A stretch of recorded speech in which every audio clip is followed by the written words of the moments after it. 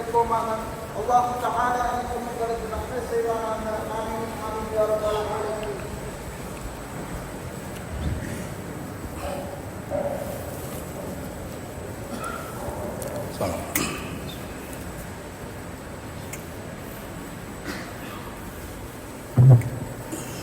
السلام عليكم ورحمة الله تعالى وبركاته.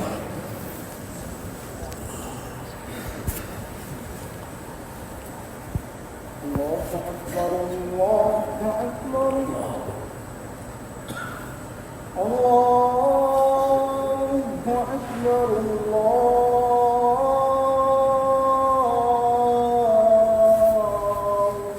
أكبر أشهد أن لا إله إلا الله أشهد أن لا إله إلا الله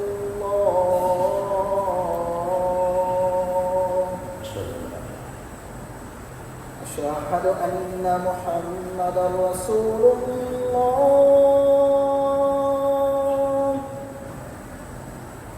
أشهد أن محمدا رسول الله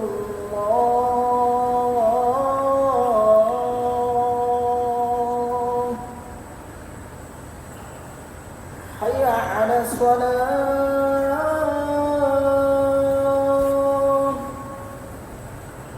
حي على الصلاة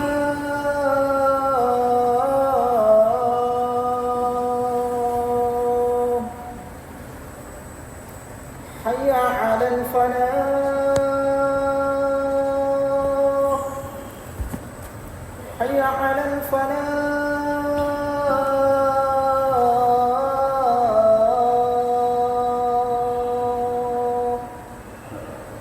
الله أكبر الله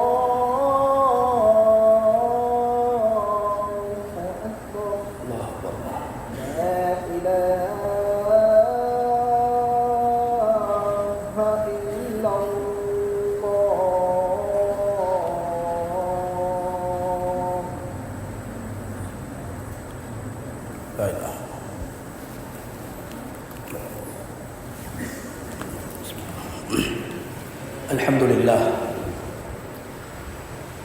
الحمد لله نحمده ونستعين به ونستغفره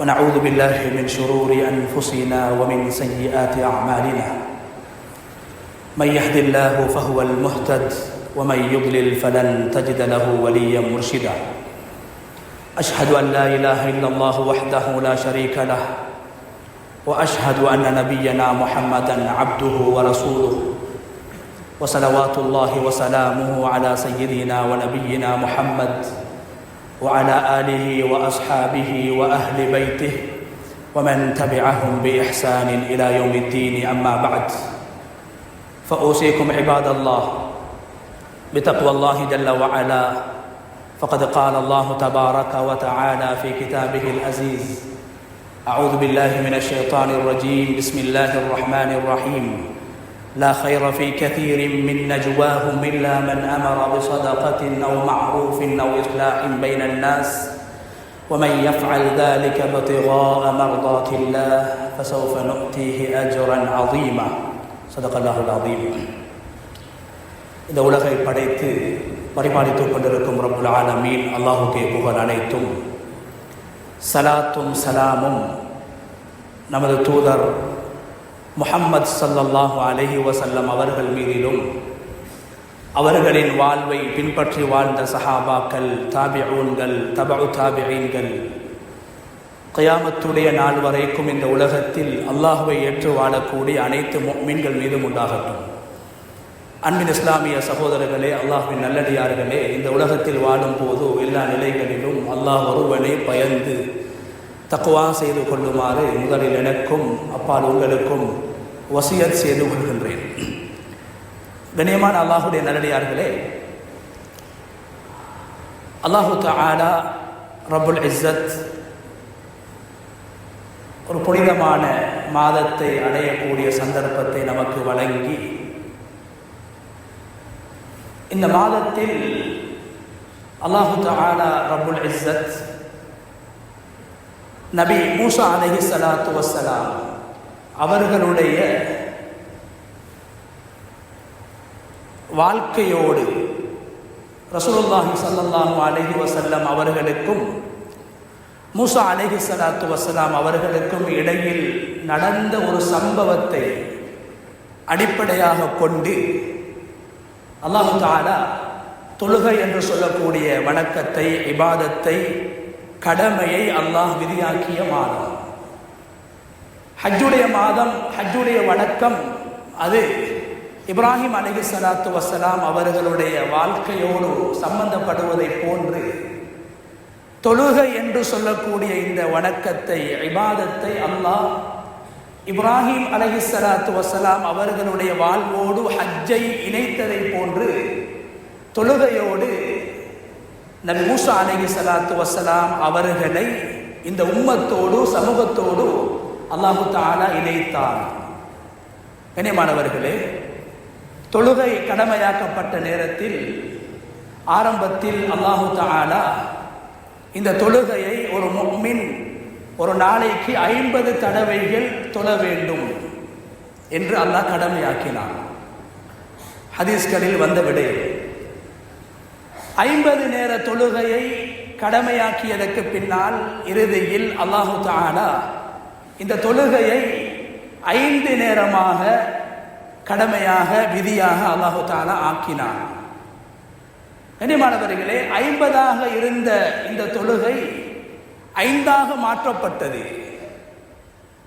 ஐவேளை தொழுவது அதுவே பாரமாக, சிரமமாக இருக்கக்கூடிய நேரத்தில் 50 நேர தொழுகைகளை இந்த சமூகத்தால் தொழ முடியாது. உங்களுடைய சமூகம் இதனை சுமக்க மாட்டார்கள். இன்ன ஸலாத்த ஸகீலா வ உம்மத்துக ضعீஃபா. தொழுகை என்பது ஒரு சிரமமான ஒரு வணக்கம். உங்களுடைய இந்த சமூகம், இந்த உம்மத்து பலகீனமான உம்மத்து என்று இன்னொரு சமூகத்தை பற்றி பொதுநல உணர்வோடு, பொதுநலவை முன்வைத்து இந்த தொழுகை 50ஆக மாற்றப்பட வேண்டும், 50ஆக இருந்த தொழுகை 5ஆக மாற்றப்பட வேண்டும் என்று நபி ஸல்லல்லாஹு அலைஹி வஸல்லம் அவர்களுக்கு ஆலோசனை சொன்னவர்கள் நபி மூசா அலைஹிஸ்ஸலாத்து வஸ்ஸலாம். கண்ணியமான அல்லாஹ்வுடைய நல்லடியார்களே, ரசூலுல்லாஹி ஸல்லல்லாஹு அலைஹி வஸல்லம் அவர்கள் இந்த தொழுகையை அல்லாஹ்விடத்தில் பெற்று வானலோகத்தில் இருந்த நபிமார்களை சந்தித்தார்கள். அப்போது ஒவ்வொரு நபிமார்களும் நபி ஸல்லல்லாஹு அலைஹி வஸல்லம் அவர்களை வாழ்த்தினார்கள், வரவேற்றார்கள், பாராட்டினார்கள், சலாம் சொன்னார்கள். நபி மூசா அலைஹிஸ்ஸலாத்து வஸ்ஸலாம் அவர்கள் மாத்திரம் ரசூலுல்லாஹி ஸல்லல்லாஹு அலைஹி வஸல்லம் அவர்களை பார்த்து கேட்டார்கள், அல்லாஹு தஆலா உங்களுக்கு, உங்களுடைய உம்மத்துக்கு எத்துணை நேரம் தொழுமாறு கடமையாக்கி இருக்கிறார்? அப்போது ரசூலுல்லாஹி ஸல்லல்லாஹு அலைஹி வஸல்லம் அவங்க சொன்னாங்க, 50 நேரங்கள் தொழ வேண்டும் என்று அல்லாஹ் கடமையாக்கி இருக்கிறார், கட்டாயப்படுத்தி இருக்கிறார்.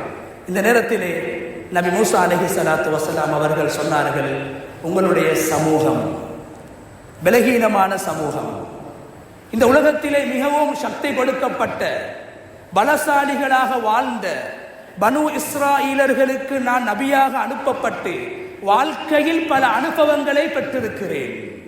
இன்னி ஆலஜ்து பனி இஸ்ராயீல், பனு இஸ்ரவேலர்களோடு நான் முகம் கொடுத்திருக்கிறேன், வாழ்ந்திருக்கிறேன், பழகி இருக்கிறேன். ஆனால் உங்களுடைய உம்மத்து 50 நேரம் தொழ மாட்டார்கள், அவர்கள் பலகீனமானவர்கள்.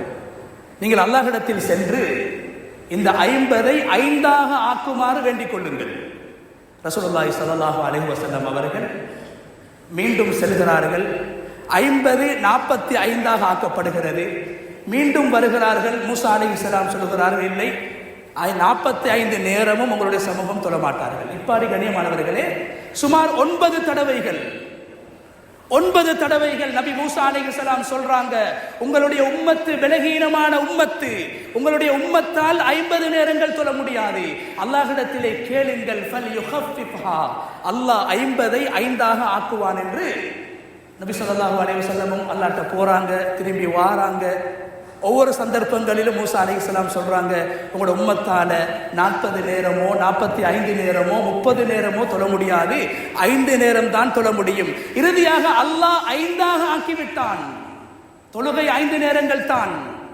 இறுதியாக வரும்போது கேட்கிறாங்க மூசா அலைஹிஸ்ஸலாம், அப்படி என்றால் முஹம்மதே ஸல்லல்லாஹு அலைஹி வஸல்லம் அவர்களே, உங்களோட உம்மத்துக்கு 5 நேரமும் தொழ முடியாது, சிரமப்படுவார்கள், பாரமாக கருதுவார்கள். நபி ஸல்லல்லாஹு அலைஹி வஸல்லம் அவங்க சொன்னாங்க, இதுக்கு பின்னால் அல்லாஹ்விடத்தில் சென்று 9 தடவைகள் அல்லாஹ்விடத்தில் கேட்டு விட்டேன், அல்லாஹ் குறைத்து விட்டான். இதற்கு பின்னாலும் சென்று என்னால் கேட்க முடியாது, எனக்கு வெட்கமாக இருக்கிறது. கண்ணியமானவர்களே, இந்த சம்பவம் வெறுமனே தொழுகை விதியாக்கப்பட்டது அல்லது தொழுகையுடைய முக்கியத்துவம் அதை மாத்திரம் சொல்லக்கூடிய சம்பவம் அல்ல. கண்ணியமானவர்களே, இந்த உலகத்தில் அல்லாஹு தஆலா 2 விதமான இபாதத்துக்களை வச்சிருக்கிறார், 2 விதமான வணக்கங்கள். ஒன்று, ஒரு மனிதன் செய்யக்கூடிய ஒரு வணக்கம், ஒரு இபாதத், அதன் மூலமாக அவருக்கு மாத்திரம் நன்மை கிடைக்கும். இன்னும் சில இபாதத்துக்கள் அல்லாஹ் வச்சிருக்கிறான், அவருக்கும் நன்மை கிடைக்கும், அதன் மூலமாக மற்றவர்களுக்கும் நன்மை கிடைக்கும், சமூகத்துக்கும் நன்மை கிடைக்கும். அது என்ன சகோதரர்களே? நாம் உலகத்தில் வெறுமனே எங்களுடைய அமல்களை, இபாதத்துக்களை சுயநலமாக ஆக்கிக் கொள்ளக்கூடாது. மூசா அலைஹிஸ்ஸலாத்தை குர்ஆன் வர்ணிக்குகிறது. பல சந்தர்ப்பங்களில் மூசா அலைஹிஸ்ஸலாத்து வஸ்ஸலாம் அவர்கள் சமூக நலனுக்காக, சமூகத்துடைய நலவுகளுக்காக உழைத்தவர்கள். 2 பேர்கள் சண்டை பிடிக்கிறார்கள். அந்த 2 பேர்களையும் மூசா அலைஹிஸ்ஸலாம் விளக்கினார்கள், சமாதானப்படுத்தினார்கள், ஒற்றுமையை ஏற்படுத்தினார்கள். குர்ஆன் பேசுகிறது. 2 பெண்கள் ஆண்களுக்கு மத்தியில் தங்களால் தண்ணீர் அள்ள முடியாது, தண்ணீரை அள்ளி சுமக்க முடியாது. 2 யுவதிகளுக்கு, 2 பெண்களுக்கு மூசா அலைஹிஸ்ஸலாம் அவர்கள் தண்ணீரை அள்ளி கொடுத்தார்கள். கண்ணியமானவர்களே, மூசா அலைஹிஸ்ஸலாத்தை குர்ஆன் வர்ணிக்குகிறது. அவர் ஒரு சுயநலவாதியாக இருக்கல்ல. நபியாக அனுப்பப்படுவதற்கு முன்னாலும் சமூகத்தோடு தொடர்பு பட்டு சமூக நலனுக்காக உழைத்தவர்கள், நபியாக அனுப்பப்படுவதற்கு முன்னால். அதனால் தான் குர்ஆன் சொல்லுது, உலகத்தில் ஒரு மனிதன் செய்யக்கூடிய அமல்கள், அந்த அமல்கள்ல தான் மாத்திரம் செய்து தான் மாத்திரம் நன்மைகளை பெறக்கூடிய அமல்களை விட பிறருக்கும் நன்மைகள் போய் சேரக்கூடிய அமல்கள், சமூகத்தில் நலவை உண்டாக்கக்கூடிய அமல்கள், சமூக நலனுக்கு காரணமாக இருக்கக்கூடிய அமல்கள் ஒரு மனிதன் சுயமாக செய்யக்கூடிய அமல்களை விட சிறந்தது சொன்னாங்க ஸல்லல்லாஹு அலைஹி வஸல்லம். சஹாபாக்களை பார்த்து கேட்டாங்க, சுன்னத்தான நோன்புகள் நோட்பதை விட, சுன்னத்தான தொழுகைகள் தொழுவதை விட சிறந்த ஒரு அமலை உங்களுக்கு நான் சொல்லித் தரவா? சொன்னாங்க சஹாபாக்கள், சொல்லுங்கள் யா ரசூலல்லாஹ். சொன்னாங்க ஸல்லல்லாஹு அலைஹி வஸல்லம், 2 குடும்பம் பிரச்சனைப்பட்டு வாழ்கிறார்கள், 2 நண்பர்கள் பிரச்சனையோடு வாழ்கிறார்கள், 2 ஊர்கள் பிரச்சனையோடு வாழ்கிறார்கள். இந்த ஊர் மக்களை, இந்த குடும்பத்தை, இந்த நண்பர்களை நீங்கள் சமாதானப்படுத்துவது, ஒற்றுமையாக ஆக்குவது நஃபிலான தொழுகைகளை விட, நஃபிலான நோன்புகளை விட சிறந்தது என்று சொன்னார்கள். ஏன்? மூசா அலைஹிஸ்ஸலாத்து வஸ்ஸலாம் அவர்களை அல்லாஹு தஆலா அல் குர்ஆனில் 2 சாரார்கள், 2 குழுக்கள், 2 மனிதர்கள் பிரச்சனைப்படுகின்ற போது நபி ஸல்லல்லாஹு அலைஹி வஸல்லம் அவர்களுடைய அந்த ஹதீஸின் பிரகாரம் நபி மூசா அலைஹிஸ்ஸலாத்து வஸ்ஸலாம் அவர்கள் சமாதானப்படுத்தினார்கள். மூசா அலைஹிஸ்ஸலாத்து வஸ்ஸலாம் அவர்கள் செய்த அந்த சமூக பணியை முன்னுதாரணமாக அல்லாஹு தஆலா குர்ஆனில் பேசி அருமை நாயகம் ஸல்லல்லாஹு அலைஹி வஸல்லம் அவர்களும் சொன்னார்கள், நீங்கள் செய்யக்கூடிய சில சுன்னத்தான அமல்களை விட சமூக நலனுக்காக செய்கின்ற சில விடயங்கள் மேலானது. உதாரணமாக, ஒரு மனிதர் மார்க்க அறிவை கற்றுக்கொள்வதில் ஈடுபடுகிறார். மார்க்க அறிவை கற்றுக்கொள்வதில் ஈடுபடுவது அவர் தொழுகின்ற நஃபிலான தொழுகைகளை விட மேலானது. ஏன்? மார்க்க அறிவை கற்றுக்கொள்வதன் மூலமாக அவருக்கும் பிரயோசனம், சமூகத்துக்கும் பிரயோசனம். அதனால் தான் ஸல்லல்லாஹு அலைஹி வஸல்லம் அவங்க சொன்னாங்க, கைருக்கும் மன் தஅல்லமல் குர்ஆன வ அல்லமா. உங்களில் சிறந்தவர்கள் யார் தெரியுமா? வெறுமனே குர்ஆனை படித்தவர்கள் அல்ல. வெறுமனே குர்ஆனை படித்தால் அவர்கள் ஓதுவார்கள், அவர்களுக்கு நன்மை கிடைக்கும் சொன்னாங்க. வ அல்லமஹு, அதை மற்றவர்களுக்கும் சொல்லிக் கொடுக்கக்கூடியவர். அதனுடைய நன்மை சமூகத்துக்கு போய் சேருகிறது. ஒரு மனிதன் மெதுவாக குர்ஆன் ஓதுகிறாரு. அவர் மெதுவாக குர்ஆன் ஓதுவதை விட சத்தமாக ஓதுவது சிறந்தது. மற்றவர்களுக்கு இடைஞ்சல் இல்லைண்டா. என்ன காரணம்? அவர் ஓதினால் அவருக்கு மாத்திரம் நன்மை, சத்தமாக ஓதினால் கேட்பவருக்கும் நன்மை. நன்மைகளிலும் சமூக நலன் பேணப்பட வேண்டும். மூசா அலைஹிஸ்ஸலாம் அவர்கள் பேணினார்கள். முஹம்மதே ஸல்லல்லாஹு அலைஹி வஸல்லம் அவர்களே, தொழுகையின் மூலமாக உங்களுடைய சமூகம் சிரமப்படுவார்கள். 50ஐ 5ஆக ஆக்கினார்கள். அதே மூசா அலைஹிஸ்ஸலாம் தான் கஷ்டப்படக்கூடிய பெண்களுக்கு, கஷ்டப்படக்கூடியவர்களுக்கு உதவி செய்தார்கள், சமூக பணிகளில் ஈடுபட்டார்கள் என்று குர்ஆன் பேசிக் கொண்டிருக்கிறது. கண்ணியமான அல்லாஹ்வுடைய நல்லடியார்களே, கண்ணியமான அல்லாஹ்வுடைய நல்லடியார்களே, எனவே நாம் செய்கின்ற அமல்கள் 2 வகை. குர்ஆன் பேசுகிறது, வல் அஸ்ர் இன்னல் இன்சான லஃபீ குஸ்ர். காலத்தின் மீது சத்தியமாக மனிதர்கள் நஷ்டத்தில் இருக்கிறார்கள். யாரை தவிர? இல்லல்லதீன ஆமனு வ அமிலுஸ் ஸாலிஹாத் வ தவாஸௌ பில் ஹக்கி வ தவாஸௌ பிஸ் ஸப்ர். 4 விடயங்களை அல்லாஹ் சொல்கிறார். முதலாவது, அவர்கள் ஈமான் கொள்வார்கள், அவர்கள் வெற்றி அடைந்தவர்கள்.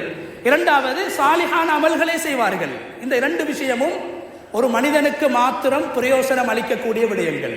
ஈமான், சாலிஹான அமல். அதுக்கு பின்னால் அல்லாஹ் 2 விஷயங்களை சொல்றான். சமூகத்தோடு சம்பந்தப்பட்ட விடயங்கள். அமல் செய்வதில் கூட ஒரு முஃமின் சுயநலவாதியாக இருக்கக்கூடாது. இபாதத்துக்களில் கூட ஒரு முஃமின் சுயநல உணர்வோடு செயல்படக்கூடாது. 2 விடயங்கள் அல்லாஹ் பின்னால் என்ன சொல்றான்? வதவாஸௌ பில் ஹக். அவர்கள் நல்ல விடயங்களை, குர்ஆன் சொல்லக்கூடிய விடயங்களை சமூகத்துக்கும் சொல்வார்கள், மற்றவர்களுக்கும் சொல்லிக் கொடுப்பார்கள். வதவாஸௌ பிஸ் ஸப்ர். நல்ல விடயங்களை மக்களுக்கு சொல்கிற போது, நலவுகளை செய்கின்ற போது, சமூக விடயங்களில் ஈடுபாடு காட்டுகின்ற போது சமூகத்தில் ஏற்படுகின்ற விமர்சனங்கள், மக்கள் அவர்களை விமர்சிப்பார்கள், மக்கள் அவர்களை ஏசுவார்கள், திட்டுவார்கள். இந்த நேரத்தில் தானும் பொறுமையாக இருந்து மற்றவர்களையும் பொறுமையாக இருக்குமாறு கட்டளை இடுவார்கள், ஏவுவார்கள். கண்ணியமான அல்லாஹ்வுடைய நல்லடியார்களே, எனவே இந்த ஆயத்து, இந்த சூரா குர்ஆனில் முக்கியமான சூரா. அமல்களில் 2 வகையான அமல்களை இந்த சூரா எங்களுக்கு சொல்லித் தருகிறது. முதலாவது வகை தனக்கு மாத்திரம் பயனளிக்கக்கூடிய அமல். இரண்டாவது, தனக்கும் பிரயோசனம், மற்றவர்களுக்கும் பிரயோசனம். ஒரு மனிதன் துஆ செய்கிறார், தனக்காக துஆ செய்கிறார், அது ஒரு இபாதத், அவருக்கு நன்மை கிடைக்கும். இன்னும் ஒரு மனிதன் தனக்காக மாத்திரம் துஆ செய்யவில்லை, தன்னுடைய நண்பனுக்காக துஆ செய்கிறார், தன்னுடைய பெற்றோருக்காக துஆ செய்கிறார், தன்னுடைய ஆசான்மார்களுக்காக துஆ செய்கிறார், சமூகத்துக்காக துஆ செய்கிறார். இந்த 2 துஆக்கள்ல ஆக சிறந்த துஆ என்ன தெரியுமா? ஒரு மனிதன் தனக்கு கேட்கக்கூடிய துஆ அல்ல, தனக்கு துஆ செய்வதை போன்று மற்றவர்களுக்கும் துஆ செய்கிறார். நபி அவங்க சொன்னாங்க, ஒரு மனிதன் மற்றவர்களுக்காக துஆ செய்யும் போது அல்லாஹ் மலக்குமார்களின் மூலம், வானவர்களின் மூலம் அந்த நபருக்காக அல்லாஹ் துஆ செய்ய வைக்கின்றான். என்ன காரணம்? அவருடைய துஆவில் சுயநலம் கிடையாது. அவருடைய துஆவில் சமூகத்தை சேர்த்தார், அவருடைய துஆவில் பெற்றோரை சேர்த்தார், அவருடைய துஆவில் அண்டை வீட்டுக்காரனை சேர்த்தார், அவருடைய துஆவில் கடனாளியை சேர்த்தார். அதனால நபி அவங்க சொன்னாங்க, துஆக்கள்ல சிறந்த துஆ பிலஹ்ரில் கைப், இன்னும் ஒரு நண்பனுக்கு மறைவாக செய்யக்கூடிய துஆ. அதனாலதான் அல்லாஹு தஆலா குர்ஆனில் அன்சாரிகளை பற்றி பேசும்போது அல்லாஹ் சொல்கிறான், அன்சாரிகள் என்பவர்கள் பொதுநலவாதிகள், அவர்கள் சுயநலவாதிகள் கிடையாது. மற்றவர்களை மதிக்கக்கூடியவர்கள், மற்றவர்களுக்கு உதவக்கூடியவர்கள், மற்றவர்களுடைய நலவுகளை முதன்மைப்படுத்தக்கூடியவர்கள். அதனால் தான் கண்ணியமானவர்களே, அன்சாரிகள் நிறைய துஆ செய்திருக்கிறார்கள். ஆனால் அல்லாஹ் குர்ஆனில் ஒரு துஆவை முன்மாதிரியாக, அன்சாரிகள் கேட்ட துஆக்களில் அல்லாஹ் ஒரு துஆவை தெரிவு செய்து அதை முன்மாதிரியாக குர்ஆனில் பேசுகிறான். அது என்ன துஆ? ரப்பனா ஃபிர் லனா, யா அல்லாஹ் எங்கட பாவத்தை மன்னித்து விடு, வலி இஹ்வானினா அல்லதீன சபகூனா பில் ஈமான், எங்களுக்கு முன்னால் வாழ்ந்து ஈமான் கொண்டு அந்த ஈமானின் பக்கம் எங்களுக்கு வழிகாட்டி அந்த ஈமானையும் இஸ்லாத்தையும் எங்களுக்கு சொல்லித் தந்துவிட்டு முன்மாதிரியாக வாழ்ந்து மரணித்த எங்களுடைய முன்னோர்களுடைய பாவத்தை மன்னிப்பாயாக. அன்சாரிகளுடைய துஆக்களிலும் சுயநலம் கிடையாது, அவர்களுடைய இபாதத்துக்களிலும் சுயநலம் கிடையாது.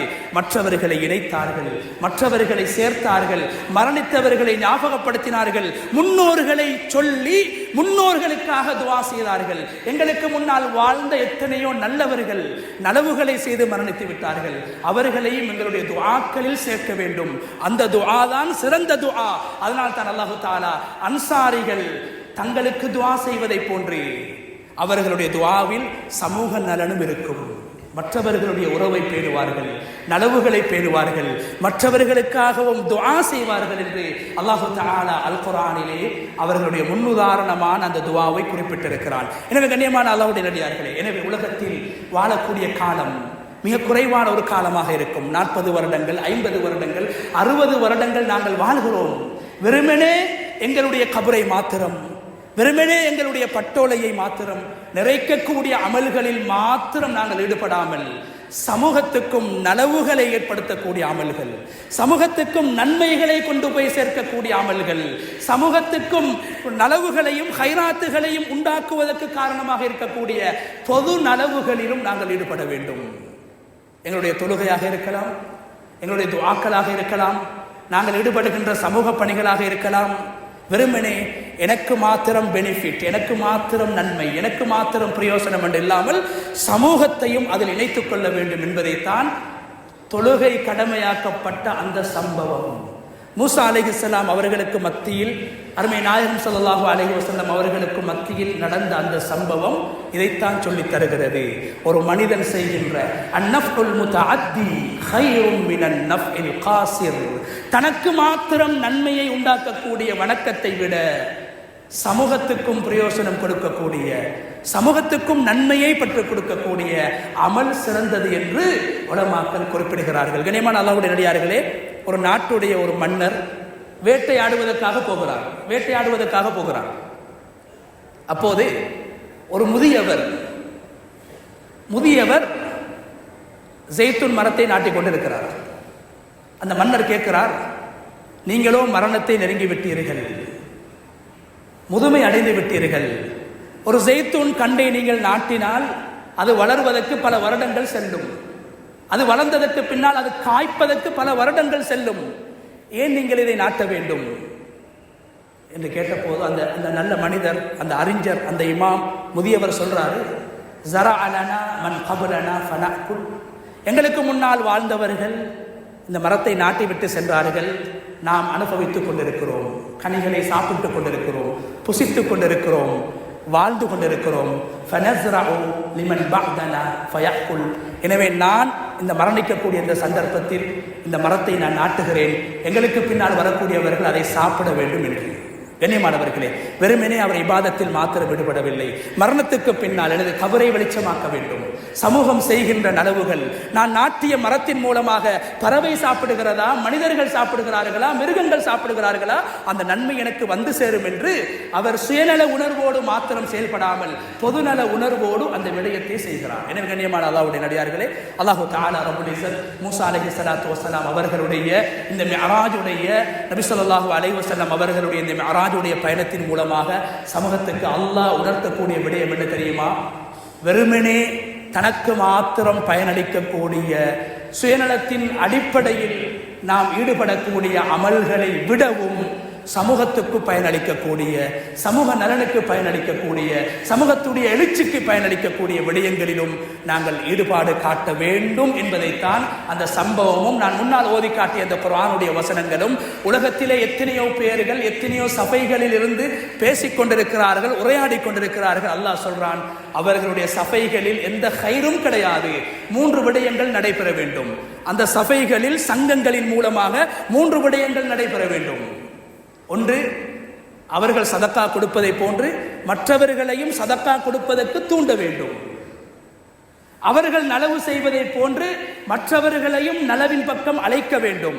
3வது, உலகத்தில் ஏற்படுகின்ற பிரச்சனைகள், ஊருக்குள்ளால் ஏற்படுகின்ற பிரச்சனைகள், சமூகத்தில் ஏற்படக்கூடிய பிரச்சனைகளுக்கு அவர்கள் முன் நின்று தீர்வுகளை பெற்றுக் கொடுக்க வேண்டும், ஐக்கியத்தை உண்டாக்க வேண்டும். கண்ணியமானவர்களே, இந்த 3 அமலும் தன்னோடு மாத்திரம் சுருக்கப்பட்ட அமல்கள் கிடையாது, சமூகத்தோடு உம்மத்தோடு சம்பந்தப்பட்ட அமல். அதனால் தான் சொன்னாங்க ஸல்லல்லாஹு அலைஹி வஸல்லம், உங்களில் சிறந்தவர்கள் யார் தெரியுமா? அன்ஃபஉஹும் லின்னாஸ், மக்களுக்கு பயனளிக்கக்கூடியவர்கள், மக்களுக்கு பிரயோசனம் அளிக்கக்கூடியவர்கள் என்று சொன்னார்கள். அந்த அடிப்படையில் வல்லநாயன் அல்லாஹு தஆலா இந்த உலகத்தில் நாம் எமது கபர் எமது மறுமை என்று எமது பட்டோலையை மாத்திரம் நினைக்கக்கூடிய அமல்களில் ஈடுபடுவதை போன்று சமூகத்தில் நலவுகளையும் சமூகத்தில் ஹைராத்துகளையும் சமூகத்தில் பரக்காத்துகளையும் உண்டு பண்ணக்கூடிய பொதுநல உணர்வின் அடிப்படையிலே அதாவது உருவாகக்கூடிய அதுக்கு காரணமாக அமையக்கூடிய அமல்களுக்கும் நாங்கள் முக்கியத்துவம் கொடுப்போம். வல்லநாயன் அல்லாஹு தஆலா அப்படியான அமல்களை செய்து அல்லாஹ்வுடைய பொருத்தத்தையும் அடைந்து சமூகத்தில் எங்களுடைய மௌத்துக்கு பின்னால் வாழக்கூடியவர்களுடைய துஆக்களையும் பொருத்தங்களையும் பெற்று எங்களுடைய கபரை வெளிச்சமாக ஆக்கக்கூடிய கூட்டத்தில் வல்லநாயன் அல்லாஹு தஆலா நம் அனைவரையும் சேர்த்தருள்வானாக. யா அல்லாஹ் நம்முடைய பாவங்களை மன்னிப்பாயாக. யா அல்லாஹ் நம்முடைய மாதா பிதாக்களுடைய பாவங்களை மன்னிப்பாயாக. யா அல்லாஹ் ஈமானோடு வாழ்ந்து ஈமானுக்காக உழைத்து ஈமானோடு இந்த உலகத்தை விட்டு பெறுகின்ற சந்தர்ப்பத்தை நம் அனைவருக்கும் ஏற்படுத்தி தருவாயாக.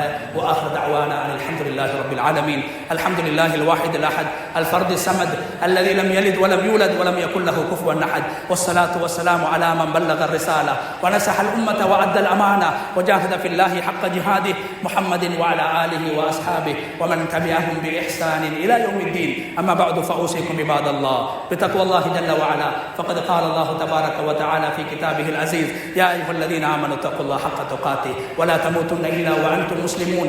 بارك الله لي ولكم في القرآن العظيم ونفعني وإياكم بالآيات والذكر الحكيم. أقول قولي هذا وأستغفر الله لي ولكم ولجميع المسلمين من كل ذنب فاستغفروه إنه هو الغفور الرحيم.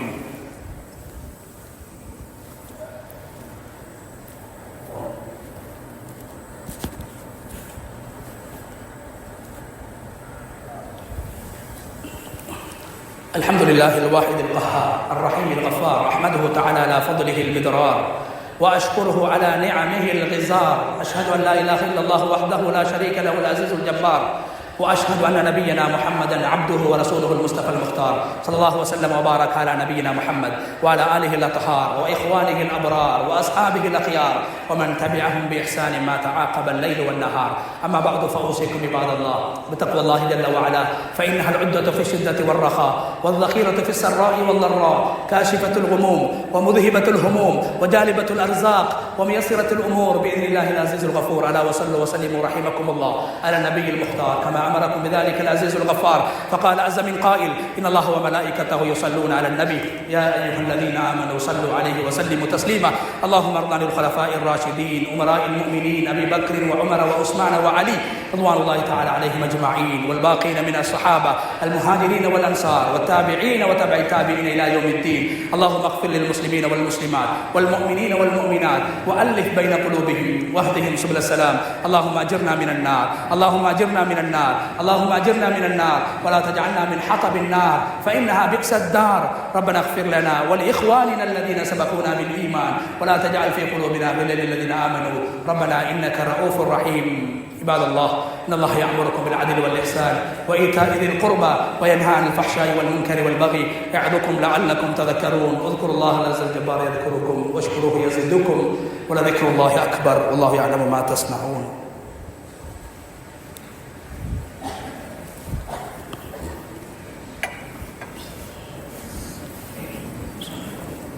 الله أكبر الله أكبر. أشهد أن لا إله إلا الله أشهد أن محمدا رسول الله. حي على الصلاة حي على